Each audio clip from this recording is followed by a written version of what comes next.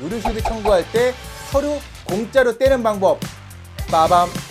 그 꿀팁 지금 공개하겠습니다. 안내를 시작합니다. 안녕하세요. 보험 내비게이션 박 팀장의 보험팀입니다. 구독자 여러분, 한 번쯤은 아니 몇 번쯤은 의료실비 청구를 해보지 않으셨나요? 의료실비 청구 어떠세요? 많이 어려우시죠? 오늘도 박 팀장은 한 통의 전화를 받았습니다. 팀장님, 죄송한데 저 보험 해제도 될까요? 아니 이거 무슨 또 하늘이 무너진 소리인가요? 내용을 들어보니 고객님이 직접 보험금을 청구해 보시려고 콜센터에 연락을 하셨는데 누군지는 모르겠으나 그 콜센터 직원분이 다소 친절하지 않았던 것 같습니다. 아니 사실 그분들도 전국에서 걸려온 전화를 받다 보니 일에 지치고 힘이 들어서 그럴 수 있습니다. 그래도 회사의 대표 얼굴, 대표 목소리인데 그렇게 냉소적으로 전화를 받으신다면 좀 다음부터는 조금만 친절하게 받아주세요. 부탁드리겠습니다.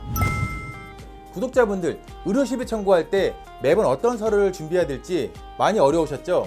또 의료실비를 청구할 때 그 서류 준비하려고 비싼 진단서나 소견서를 떼지 않으셨나요? 적게는 만원부터 많게는 3만원까지 그 서류 비용도 박 팀장이 아껴드리겠습니다. 보험사는 구독자님들이 보험금을 청구하기 전에 알아서 보험금을 지급해주지 않습니다. 보험금을 제대로 받기 위해서는 보험금 청구서를 한 번에 정확하게 잘 챙겨서 청구하는 것이 매우 중요합니다.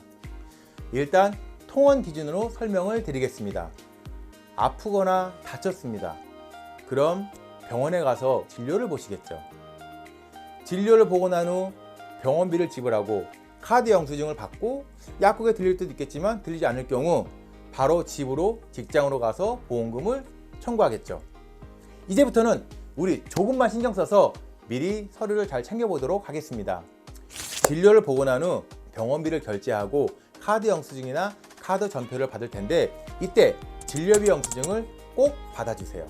그리고 약국에 가야 한다면 병원에서는 약국 보관용 처방전을 떼줄 텐데 이때 꼭 말씀하셔서 환자 보관용 처방전도 발급해주세요 라고 말씀하시고 그 서류도 꼭 챙겨주세요.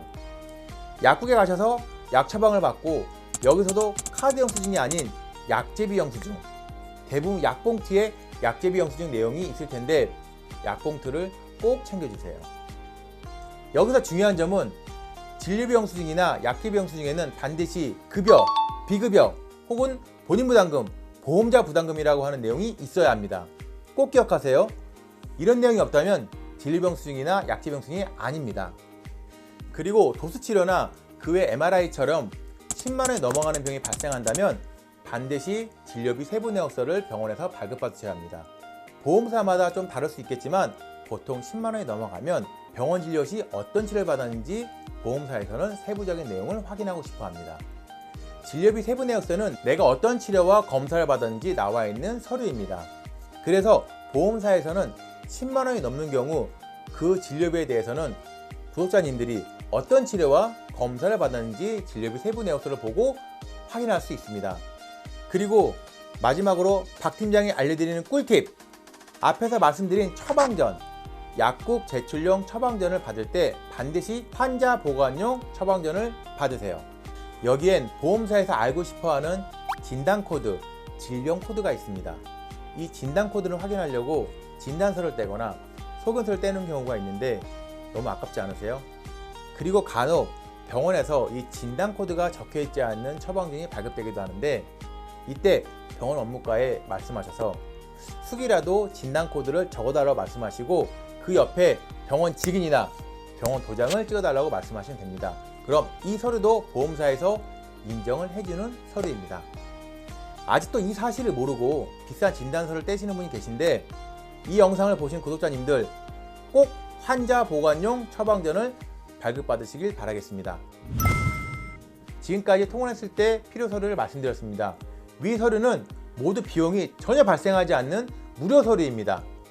그럼 입원했을 때는 어떤 서류가 필요할까요? 통원했을 때처럼 위 4가지 서류와 함께 초진기록지, 입퇴원 확인서를 발급받아 주세요. 그리고 입원을 했는데 수술까지 받았다. 그럴 때는 수술 확인서만 더 첨부해 주시면 됩니다.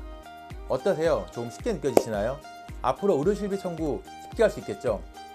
그래도 어렵다면 이 영상에 댓글을 남겨주시거나 카카오톡 오픈 채팅으로 연락을 주세요. 급하신 분들은 010-2020-4797로 전화 주시면 보험팀의 박 팀장이 조금 더 쉽게 말씀을 드리도록 하겠습니다. 오늘 이 영상이 유익하고 도움이 되셨다면 구독, 좋아요, 알림 설정 부탁드리겠습니다.